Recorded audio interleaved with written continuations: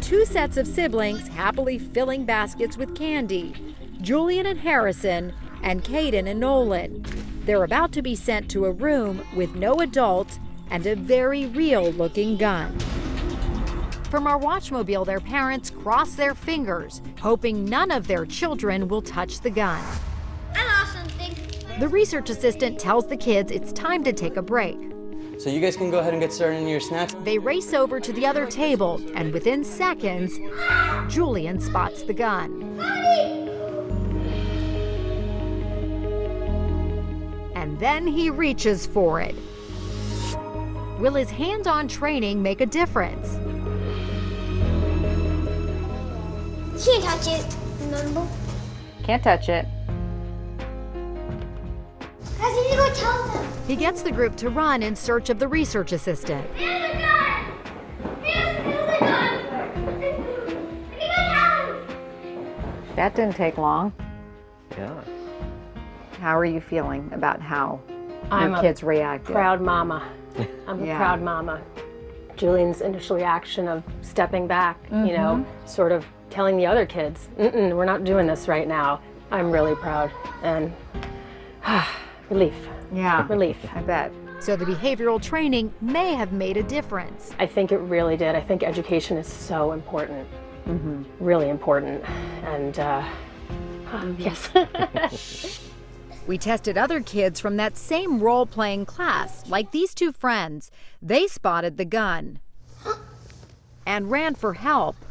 So far, so good. If you find a gun at someone else's house, who do you tell? We've got one more group, 6-year-old friends Austin and Oliver. Guys, let's go play. They also got that behavioral skills training. Check this out. Touch it. There's a gun on the table, Dad. There's a gun on the table? Yes. Oh my goodness, thanks for telling me. Their dads aren't convinced the training sunk in. 30% chance Oliver will pick it up. 30% chance. Okay. Matt? I don't know. I think he might pick it up. I'm just worried about this one. Okay, here we go. So you see the gun on the table's clearly visible. Austin quickly spots the gun. Will he remember his training and not touch it?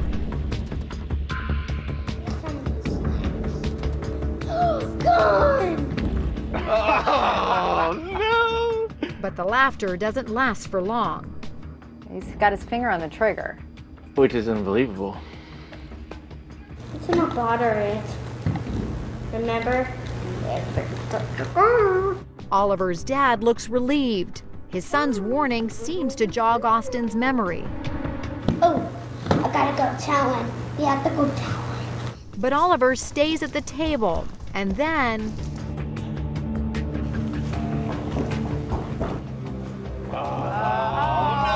Right at his face. Now watch what he does next.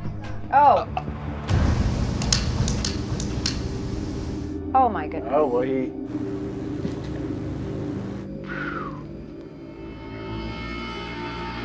As they come back with the research assistant, Oliver lifts up the gun, the barrel pointing at his friend's head.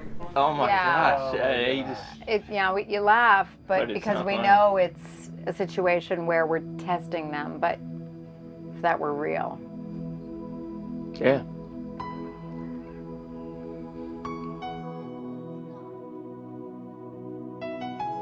Hard to see that. It was disappointing. Those training sessions were so recent. Their dads go to speak with their sons. What happened when you saw that gun? I touched it. Why? I wanted to. I love you. I'm glad you're safe. If this was a real gun, it could have been incredibly dangerous, incredibly scary. Okay? Do you realize what that gun can do? Can kill you. I love you, buddy, but next time we can't have that happen. It can never happen again, okay? Okay. So why did these kids fail? Dr. Ray says even though his research found the behavioral skills training is better, it isn't foolproof. He says it works about 50% of the time. For some kids, the attraction to guns is so strong that they need to be trained over and over. He says after the role-playing and after you've tested them, you need to train again and test them again. Kids know their ABCs and they know their basic addition and subtraction because they've practiced it over and over. It's the same with this skill. Like a fire drill at school. Absolutely. Kids have to practice it. They have to know the exits. They have to get it under a certain amount of time. It's a perfect analogy. Ooh, a gun. To show you what he means, we go back to these boys, Nate, Ben, and Sean. Don't you dare, Ben. That's a real one. They failed the test after the Just Talk training. So would more training using the behavioral skills method make a difference? You didn't expect one today, did you? On the day of the first test, right on the spot, Dr. Ray gave them the behavioral skills training. Stop, run away. It's a real gun, okay? And he had them role play one more time. See that gun and show me exactly what you do. Now we're going to test them again at Sean's house, the same place they had their last training. They might be on alert since the setting is familiar, but will that help them remember what to do?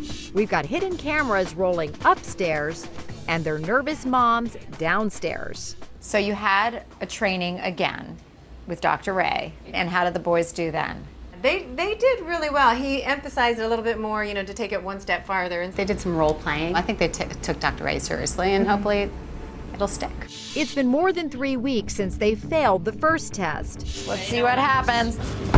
The boys come home from school and head upstairs. You guys nervous?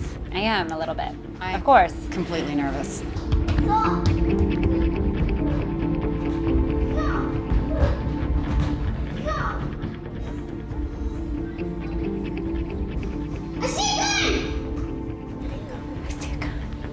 Nate spots the gun and yells to the others. This time, the boys don't go anywhere near the gun. Instead, they run downstairs to tell an adult. Hi, guys! Awesome! Relief and pride for these moms good job, buddy. Give me a hug. and their boys. I'm really proud of you. We've seen tonight just how hard it is for kids of all ages to resist the temptation to pick up a gun. But our expert says it's not impossible to keep kids safe. He says make sure guns are locked and hidden. Ask before your kids visit friends' homes if there are any unsecured guns. And always teach them gun safety by acting out what to do. It just might save a life.